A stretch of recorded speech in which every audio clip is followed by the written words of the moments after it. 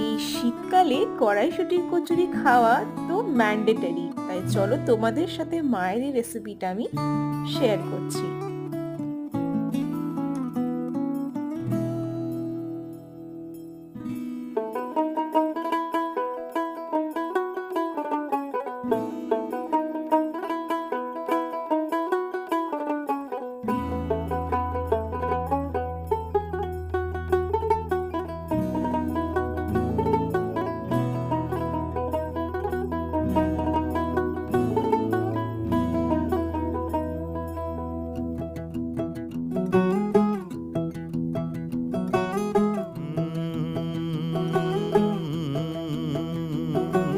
कागज के दो पंख लेके उड़ा चला जाए रे, जहाँ नहीं जाना था ये वहीं चला हाय रे।